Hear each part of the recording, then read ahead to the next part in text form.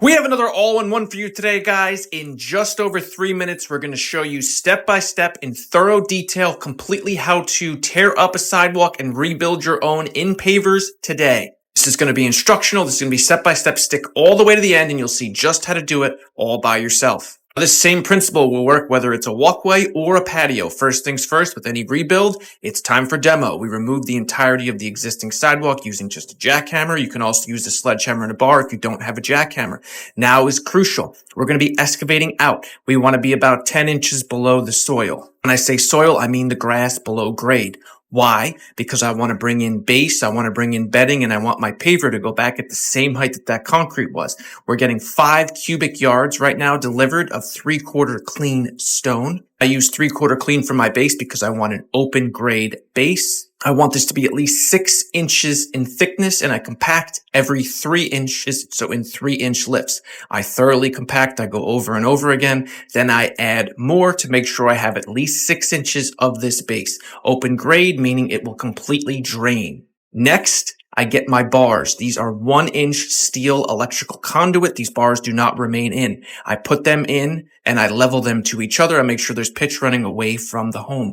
Then I spread my 3/8 bedding stone on top. Again, this sticks with the open grade base. It's excellent for drainage. It's what the ICPI and Techo Block both want. Take an old retired level and you screed on those poles that have been leveled to each other. This makes your bedding stone perfectly flat. I don't say level because there is pitch running away from the home, but it's flat so I can lay my pavers. I lift up the electrical conduit. I take them fully out. I fill back in the voids that were left by them. I take a mag trowel and I thoroughly float it out to make sure it's smooth just like the rest of it. Now I start with my border. I'm only doing one side of my border. It's going to go everywhere and then I'm going to run inlay and then I'm going to go on the paver on the outside. This is a 6x6 Onyx Valet border. We do plumb, level, and square. We have our string line as we head up to get that perfectly straight, and then we can take off our running from there. Our inlay is going to feature Techo Block Eva, sandalwood in color,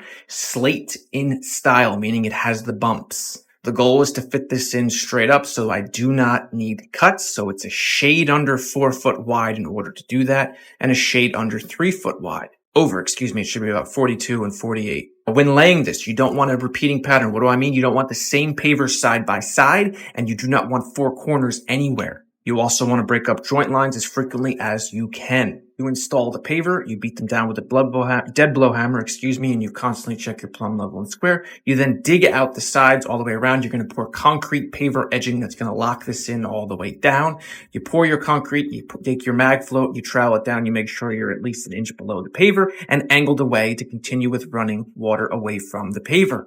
Now, growing grass on this. Black Beauty grass seed takes shallow roots, put some organic topsoil, throw that on, and then water it excessively or just do stone or mulch around there. Now it's time to sweep in our flex lock. Onyx Black Flex Lock is going to be our polymeric sand. We put down a layer and leave it over the top of the pavers. We then hit it with our compactor that has a rubberized mat on it. We then go through it with a fine-tooth comb after that, and it's time to water. We start at our lowest point on the shower setting. We shower for 30 seconds. As always, the wet look is the best look, in my professional opinion. Thanks for watching.